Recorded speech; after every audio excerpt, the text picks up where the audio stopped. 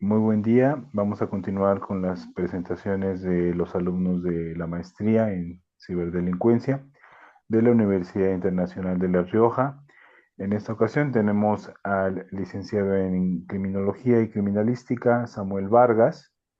Él se encuentra realizando sus prácticas profesionales aquí con nosotros en Círculo Estratega de la maestría de ciberdelincuencia. Nos apoya con la línea de investigación del CyBOC, que es el Cuerpo de Conocimiento de Ciberseguridad. En esta tercera exposición nos va a hablar de un caso mucho más práctico, algo más aterrizado a cómo se utilizan este tipo de conocimientos. Y también nos va a apoyar con un breve resumen de lo que hemos visto en la primera y en la segunda exposición, así como también una breve presentación acerca de su persona. Adelante, licenciada, por favor. Gracias. Muchas gracias, Jonathan. Nuevamente agradecido por estas instancias para compartir y sobre todo para dialogar de estos temas que son tan emergentes. Como bien lo dijo, mi línea de investigación en estas tres videoconferencias se ha desarrollado en torno a el cuerpo de conocimiento sobre ciberseguridad, denominado CyBOC. Entonces, para poder abordar esta última videoconferencia, empecemos con un breve repaso. Antes de hablar precisamente de cómo abordamos esta línea de investigación, quisiera hacer una pequeña aclaración sobre mi trayectoria profesional en estos últimos 2 años, y es que me he especializado en sistemas de la información. En cuanto a la carrera de criminología y criminalística, hablamos de prevenir, pero también de actuar. Entonces, frente a ello, he decidido especializarme en los conocimientos relativos a los sistemas de la información. Ahora bien, desde la primera videoconferencia abordamos esta temática hablando siempre desde el aspecto humano. El hilo conductor de la investigación, de la presentación en especial de estas videoconferencias ha sido el riesgo humano y cómo este riesgo humano se traduce después, en esta última instancia, a una arquitectura defensiva. Hablando del ciberespacio como un medio contingente en especial, tenemos en cuenta que el riesgo humano es el que prima dentro de la arquitectura tecnológica del ciberespacio y por ende hablamos de la defensa. Entonces, para hacer un pequeño recuento, hablamos en primer lugar en la videoconferencia sobre este componente humano de riesgo.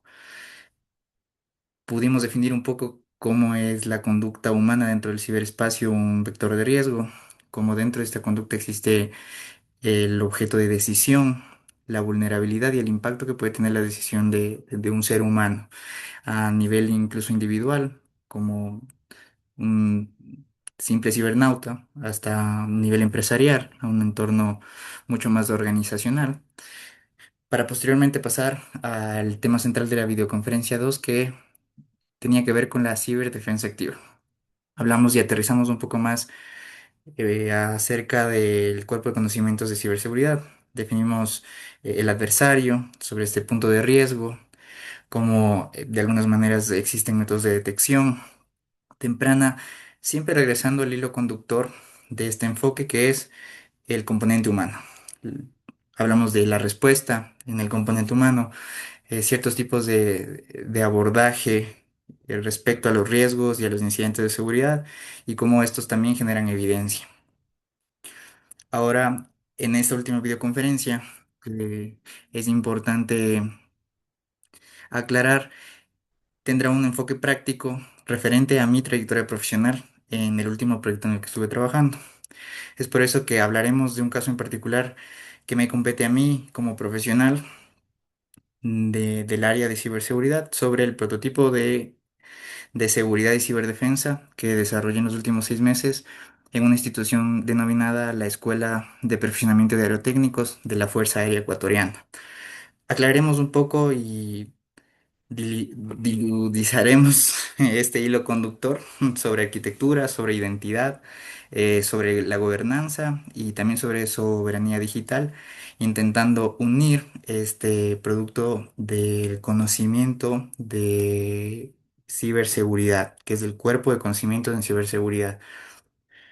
Cada conferencia construyó un nivel casi como un cimiento en un edificio, ¿no? Y en esta tercera sesión, la idea principal o ulterior es convertir este conocimiento en una instancia práctica, una instancia potencial, que es capacidad. Vamos un poco al contexto institucional, del lugar en donde, a ver, hace 6 meses decidí ingresar como pasante, como colaborador externo a la Fuerza Aérea Ecuatoriana en una de sus instituciones de educación, que es precisamente la Escuela de Perfeccionamiento de Aerotécnicos. Este es un escenario de aplicación que para mí resultó conveniente, siguiendo esta línea de pensamiento en la que hago mucho énfasis, que es colocar el pensamiento humano y la identidad humana como un eje principal.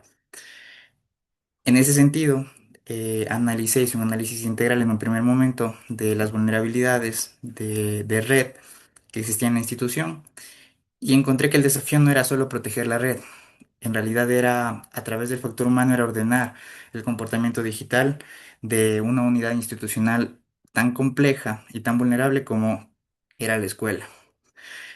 ¿Qué es lo que pudimos analizar en este primer encuentro con la institución? Fue cuatro ejes de vulnerabilidad, ¿no? La visibilidad. Eran extremadamente visibles el flujo de datos que corría dentro de la institución. No tenían inspección efectiva o local dentro de la institución, que es algo de los pilares principales que mencionamos acerca de la seguridad de los datos. Tienen que estar vigilados. No tienen que ser visibles o tienen que ser elegidos ser visibles para usuarios y para otros usuarios no, según la conveniencia y el control. El control. Usuarios y equipos no tenían gobernanza centralizada, es decir, no había eh, alguien o un eje de control que supiera quién, cómo y cuándo ingresaba y tenía acceso a estos datos. Por ende, no existía este componente que hablamos en ciberseguridad, que es la trazabilidad. Como no había control, no sabíamos qué usuarios y qué equipos hacían qué cosa o qué no hacían, es muy difícil marcar un registro sobre los accesos que tienen estos usuarios y qué responsabilidades tienen al incurrir en falta de normas o en la omisión de ciertas normas, ¿no? ¿Qué otra situación encontré al intervenir? Fue la falta de replicabilidad. Varios de los repartos de instituciones educativas de la Fuerza Aérea Ecuatoriana seguían un mismo modelo de ausencia de autonomía. Lo que nos lleva a este pilar que es la replicabilidad es justamente la aplicación o la consideración primera del cuerpo de conocimiento sobre ciberseguridad que habla de proponer soluciones que puedan escalarse incluso con los recursos que disponen, en este caso muy limitados. La Escuela de Perfeccionamiento se dedica precisamente a la educación de grado militar de la Fuerza Aérea a un número relativamente corto de estudiantes. Mas, sin embargo, esta institución dispone dentro de sus instalaciones de segmentos de red dedicados a departamentos con responsabilidades distintas. Por ejemplo, el departamento académico, en donde se guardan calificaciones, el departamento financiero, el Departamento de Contratación y Obras Públicas, contratación pública sobre todo, el Departamento Jurídico, entre otros más. Y de ahí nace la importancia de tener un sistema de gestión que reúna los requisitos del Cuerpo de Conocimiento sobre Ciberseguridad. De esta consideración tan compleja nace el concepto de arquitectura. La arquitectura central de mi propuesta de prototipo es otorgarles gobernabilidad basado en la búsqueda de vulnerabilidades dentro de la estructura preestablecida que, como comento hace un momento, está dividida en segmentos distintos, pero con un mismo fin y es protegerse. La inspección en cascada es el concepto principal del que nace la idea del prototipo y es un sistema de gestión que se establezca de una manera segmentada, tal y como la estructura inicial nos lo dice, de una manera en la que dejamos aquello que está bien, la infraestructura de red, la segmentación de usuarios, incluso disponían de un sistema de gestión central de parte de la organización central de la Dirección de Tecnologías de la Información y la Comunicación de la Fuerza Aérea, pero esto no les permitía tener control local. O sea, tenían un cierto grado de inspección, pero una inspección local. Entonces se propone la inspección en cascada, dejando esta jerarquía intacta, pero haciendo especial énfasis en la estructura, en la arquitectura de red interna que disponía. Por eso hablamos de una cadena, casi como una cascada que nace desde la fuente de Internet hasta el usuario que hace uso de esta fuente de Internet. De esta manera, la defensa se plantea dejar de depender de un único muro, una única fuente de seguridad, y se trata de organizar de alguna forma como como capas coordinadas. Entonces, ¿cuál es el concepto principal de esta institución y sobre todo del prototipo? Es que, en primer lugar, el Internet, teniendo un origen externo, es de donde viene el flujo de información, al menos en la arquitectura de red. Y este flujo lo que intenta hacer el prototipo es filtrar de varias maneras. Por eso se llama una inspección en cascada. Se hizo la instalación de un firewall perimetral, de un cortafuegos, que funge como un filtro institucional y de registro. Después pasa por el escudo de una inspección y control local que parte de esta arquitectura perimetral del cortafuegos. El programa, como podemos ver en esta diapositiva que utilicé para proponer este prototipo, es OpenSense, que es un software libre de próxima generación de cortafuegos, que intento no desarrollar los detalles técnicos, pero este es el diseño inicial, ¿no? Existe el flujo exterior de Internet. Se propone dentro de la institución varios filtros de seguridad y uno de ellos es la instalación de este sistema, este software de cortafuegos de seguridad, y a través de una segmentación en la red local, organizando de forma local los usuarios, los recursos internos, eh, proponemos un nuevo control que es el servidor de identidad y políticas, que es la herramienta de Active Directory Domain Service, que es un controlador de dominios. Es una herramienta de gestión interna que a través de la conjunción de herramientas de seguridad como un cortafuegos les permite tener autonomía.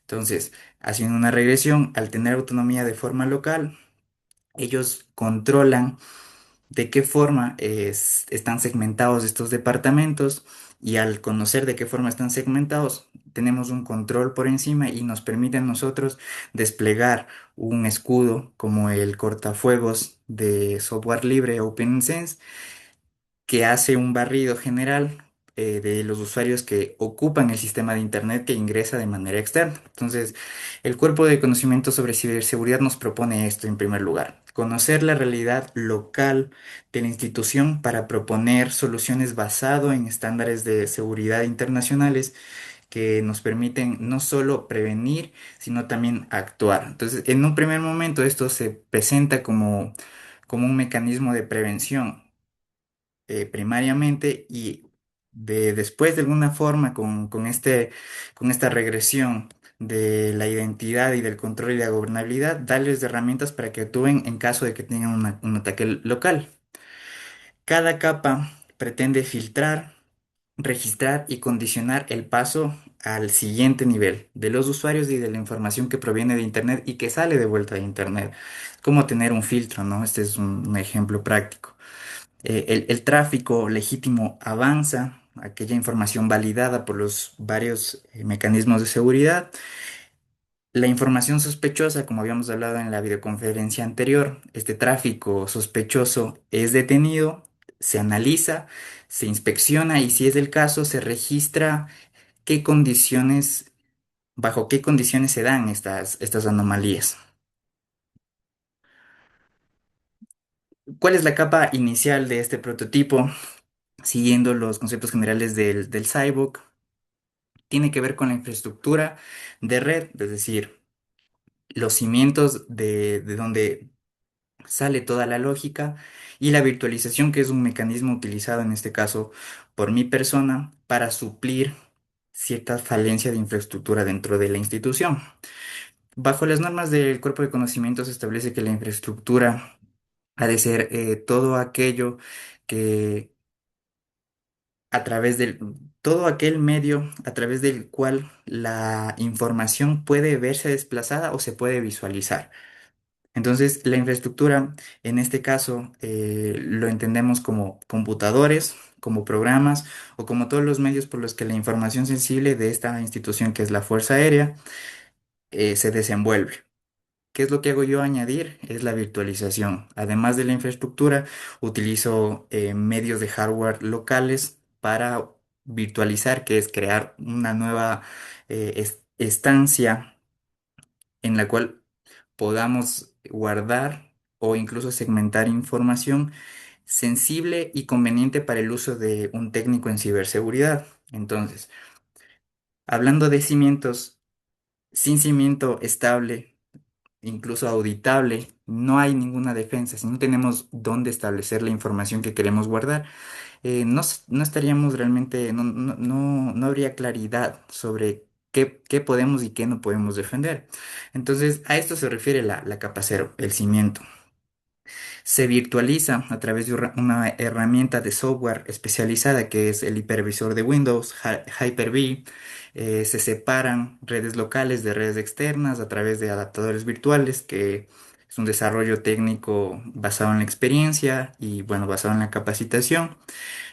¿Qué es lo que hacemos con esta infraestructura, con esta virtualización? Le damos la posibilidad a la institución de que los medios de seguridad sean portables y se puedan recuperar. Es decir, si hay algún inconveniente con el acceso a Internet, con incluso fuentes de poder, electricidad, estos programas que defienden la idea del cuerpo de ciberseguridad se puedan recuperar a través de imágenes exportables y puedan ejecutarse con una restauración rápida. La replicabilidad, porque es importante en este aspecto. Cuando hablamos de la recuperación de información, hablamos de un modelo que debería poder reproducirse no solo en instituciones de educación de la fuerza militar, sino en otros repartos que no tengan necesariamente instituciones educativas, sino bases militares, con funciones logísticas, con funciones estratégicas o tácticas incluso.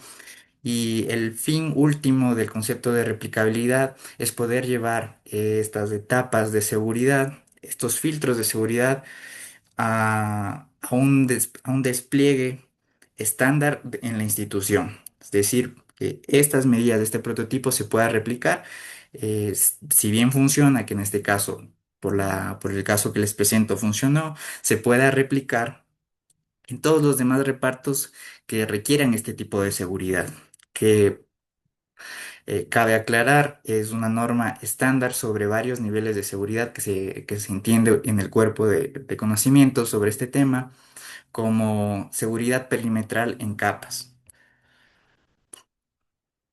La capa uno, para profundizar un poco, en la capa uno vendría siendo el cortafuegos. Esa es la capa uno. La capa cero es la infraestructura. La capa uno, vamos a hablar sobre lo que está arriba, que es el sistema de inspección, el perímetro y tráfico. Se denomina un escudo local al cortafuegos instalado en este caso en particular, por lo que nos dice el cuerpo de ciberseguridad, a un medio que nos da visión sobre aquello que es muy difícil de revisar de manera local, es decir, usuario por usuario, técnico por técnico. Lo que nos da este cortafuegos es visibilización sobre el tráfico de datos, porque de otra forma lo que no se ve, lo que parece que no existe, no se puede defender. Y para poder defenderlo tenemos que saber qué está pasando. Por eso lo que nos otorga esta primera capa, esta capa uno, es inspección, detección y mitigación. Los pilares principales que abordamos de manera breve en la videoconferencia número 2. OpenSense, un software libre de próxima generación, lo que nos permite al inspeccionar es darnos visibilidad completa del tráfico entrante y además del que sale. Es decir, tanto de lo que sale como de lo que entra al ecosistema de red de la institución es revisado por el cortafuegos de tal manera que gestione no solo la frecuencia, sino también la cantidad de información que ingresa. Cuando tenemos control sobre este tráfico, esta inspección, tenemos la posibilidad de detectar, si fuera el caso, ¿no?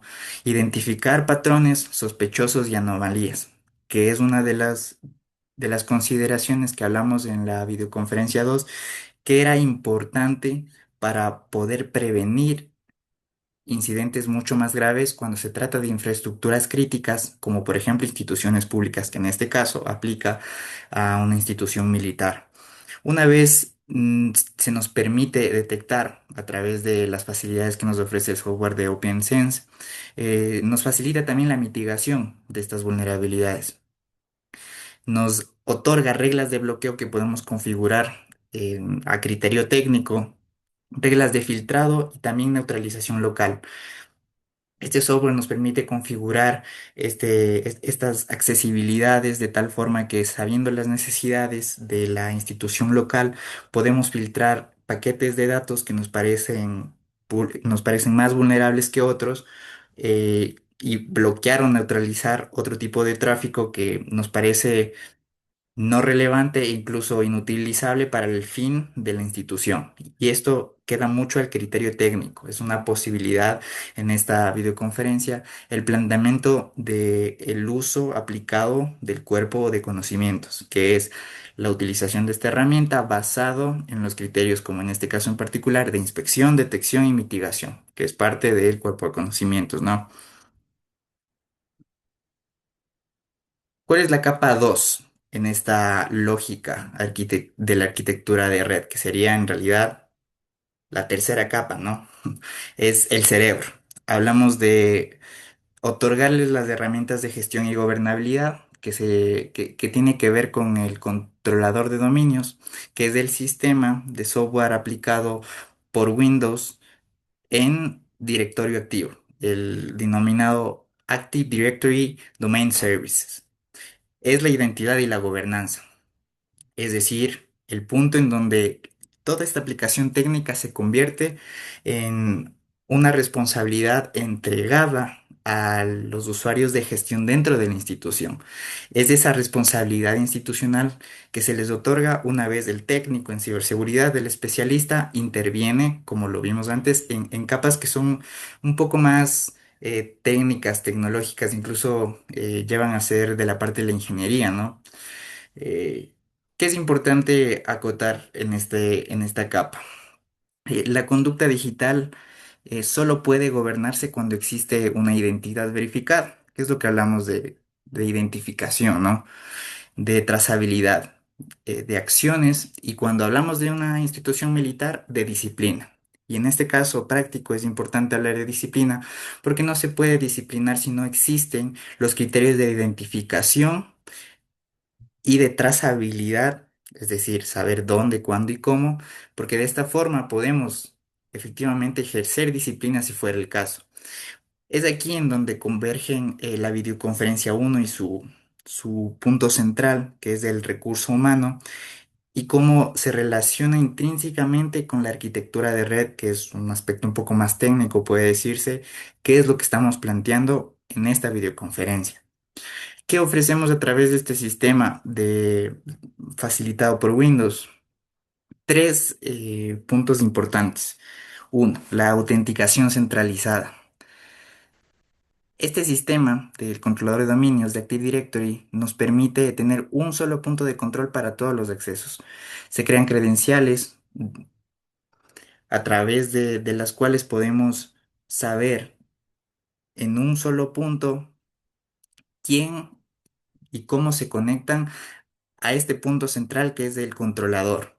Por eso se llama un controlador de dominios. Es un sistema de organización que nos permite agrupar de tal manera que sepamos quiénes son parte del grupo, llamémoslo dominio, y con las credenciales que cada miembro de este dominio tiene, nosotros podemos autenticar en un solo lugar quién es quién. Lo que nos lleva al segundo punto, que es las políticas de grupo. Dentro de este dominio, no todos los usuarios tienen la misma función. Hablamos en principio de la segmentación de departamentos, por ejemplo. Entonces, todos están conectados a una misma red, pero no todos se dedican a lo mismo. Entonces, las políticas de grupo es separar el comportamiento de cada segmento, es decir, el departamento de TICS, el departamento financiero y cada usuario que forma parte de este departamento, al haber sido autenticado en un solo grupo de control, que viene siendo el dominio, puede además restringirse de forma local teniendo políticas que solo los que son miembros de ese departamento deben cumplir. Entonces, hay un comportamiento digital estandarizado y auditable que podemos configurar para que cada miembro de cada departamento tenga responsabilidades asignadas y si sale de estas responsabilidades asignadas, nosotros como gestores en este punto de control general podamos darnos cuenta de que algo no está yendo bien. Y tener control evita que podamos tener mayor vulnerabilidad. Lo que nos lleva a la última instancia, que es el mínimo privilegio.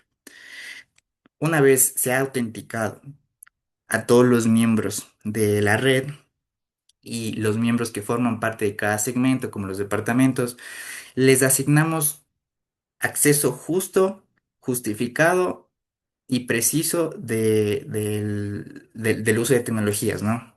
Les asignamos cuándo, cómo y dónde se puede acceder siendo parte de este grupo. Es decir, si son financieros, tienen un horario un poco flexible de cuándo ingresar. Si se ingresa fuera de ese horario, hay una anomalía que se tendría que revisar y ese control es el que nos permite reducir vulnerabilidades, porque de otra forma, si se les permite tener la libertad de que cualquier miembro de cualquier departamento ingrese a cualquier página, ingrese cualquier link, ingrese cualquier dispositivo externo a un computador local, estamos aumentando las posibilidades de que el riesgo ingrese de diferentes maneras. Y la idea del cuerpo de conocimientos de ciberseguridad es tener el control y la gestión local cubierta de tal forma que podamos disminuir la cantidad de vulnerabilidades existentes. Este es el mínimo privilegio. Acceso justo, justificado y registrado. Vamos sobre la implementación del prototipo de este diseño de políticas referentes al cuerpo de conocimiento sobre seguridad al procedimiento propio que desarrollé en este caso práctico, ¿no? Porque en realidad el diseño de este prototipo se valida, sí, por cómo planeamos, por cómo intervenimos en una primera respuesta, pero depende mucho de la capacidad para ser ejecutado, corregido y probado. Al menos de la parte técnica, esto es importantísimo. La capacidad para ejecutarse, para corregirse y para probarse. Entonces, tenemos 5 fases. Fase uno, los cimientos y la arquitectura de la red, que es lo que hablamos en primer lugar. La fase 2, que es la identidad y servicios centralizados.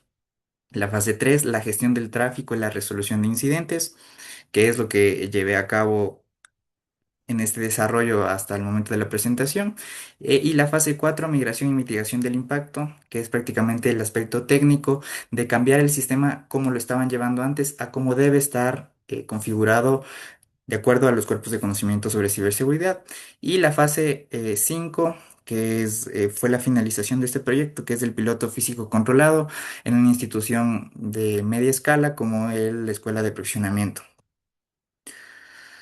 ¿Qué aporta esta arquitectura? Y es importante revisar esto como un producto final que nace del cuerpo de conocimientos sobre ciberseguridad. Por eso es importante qué aporta esta arquitectura. En realidad el valor del prototipo que presenté no estaba en la herramienta propiamente dicha, el diseño, sino en la lógica defensiva que les otorga a los miembros de la institución.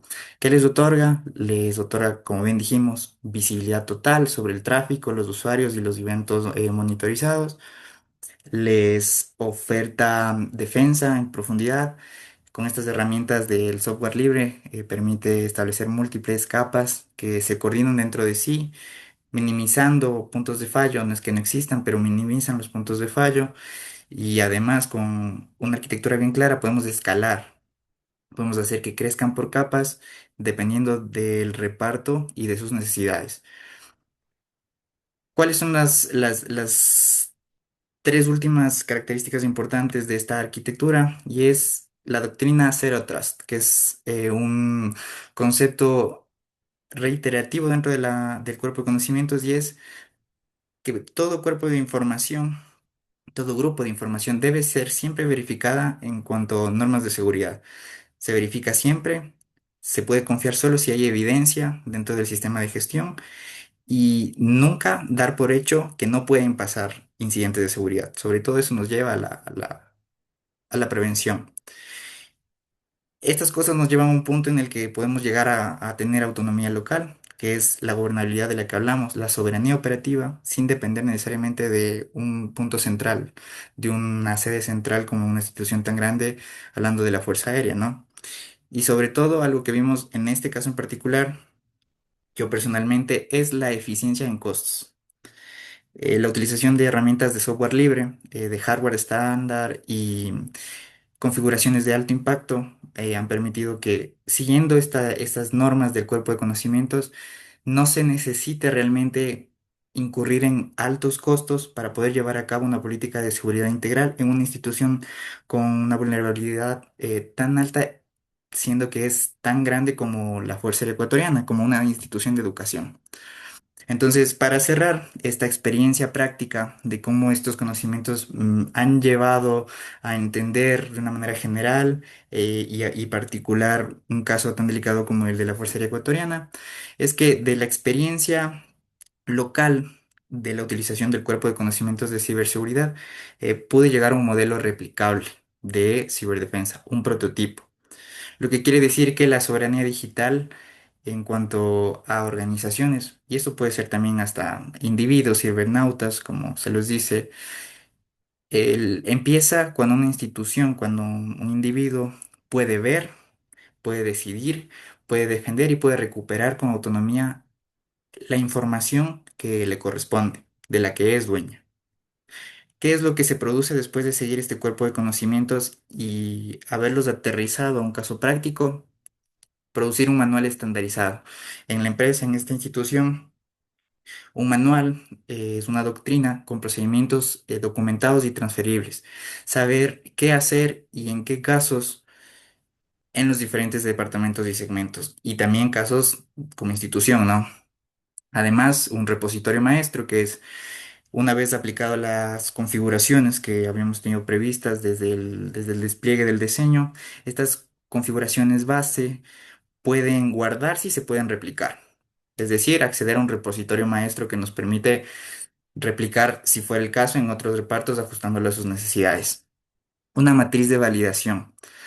Habiendo seguido un proceso, como lo habíamos visto, de fases, la matriz de validación son documentos con criterios objetivos de éxito operativo y también con un cuadro de contingencia sobre qué hacer en cuando los criterios objetivos no tienen éxito. Y por último, la proyección institucional. El escalamiento a otras unidades de esta institución que es la Fuerza Aérea es realmente el último objetivo que pretende alcanzar el cuerpo de conocimiento sobre ciberseguridad. Y es que tanto sea este conocimiento reproducible, se puede proyectar a cual institución sea necesario basado en sus necesidades. En este caso fue la Fuerza Aérea, pero este prototipo dentro incluso de la Fuerza Aérea se puede escalar a unidades o departamentos que tienen necesidades muy particulares, pero que a la vez necesitan de esta doctrina general que es la seguridad informática, la ciberseguridad. Esto es el caso práctico que puedo presentarles para esta sesión. Con esto podemos concluir esta línea de investigación que habla sobre el cuerpo de conocimientos desde la particularidad de la acción humana hasta los tecnicismos de la detección y por último al abordaje principal que es la práctica en sí misma del cuerpo de conocimientos.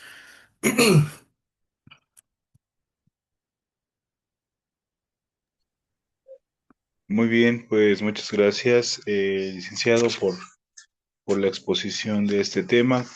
Con esto estaríamos cerrando justamente la línea de investigación con los que nos apoyaste, que es el CyBOok, el Cuerpo de Conocimiento sobre Ciberseguridad. Este es un estándar pues bastante amplio, es un estándar que proviene de las normas NIS americanas y pues considera diferentes aspectos en cuanto a ciberseguridad. Ya hablabas de las capas generales, en este caso particular, pues la seguridad perimetral, donde aplicaste este modelo, y también la importancia de cómo, desde tu perspectiva de criminalística y criminología, pues abordas este ámbito tecnológico, el cual pues necesariamente es primordial para todas las instituciones, principalmente en este caso que nos hablas de una institución gubernamental ligada a la Fuerza Aérea del Ecuador. Pues muchas gracias por la exposición, licenciado. No sé si gustes agregar algo más antes de cerrar esta línea de investigación con las que nos apoyaste. Eh, Solamente aclarar que ha sido un regocijo completo abordar estas temáticas de manera mucho más general de lo que se acostumbra, porque el cuerpo de conocimiento sobre ciberseguridad tiende a hablar sobre tecnicismo, tecnicismos que no aterrizan por completo la importancia central de la ciberseguridad moderna, que es la prevención. La prevención desde instancias individuales, usuarios comunes y corrientes, hasta incluso estas dimensiones mucho más complejas que requieren conocimiento técnico sobre instituciones, sobre arquitecturas, pero sobre todo la prevención en este caso, el abordaje ha sido enriquecedor, ha permitido llegar a esta manera, de manera general, este conocimiento que puede ser un poco eh, técnico y reducido a esferas más complejas de incluso la ingeniería informática, pero que por esa misma razón siento que ha sido un espacio muy productivo y que de todas maneras estoy dispuesto a compartir mis conocimientos en unas futuras instancias y muchas gracias. Perfecto, pues me da mucho gusto que hayas aprovechado toda esta experiencia durante tus prácticas profesionales, que te haya servido que te hayan sido de utilidad y te hayamos podido aportar en algo. Pues muchas gracias, licenciado. Con esto concluimos esta tercera exposición y voy a cerrar la grabación. Muchas gracias.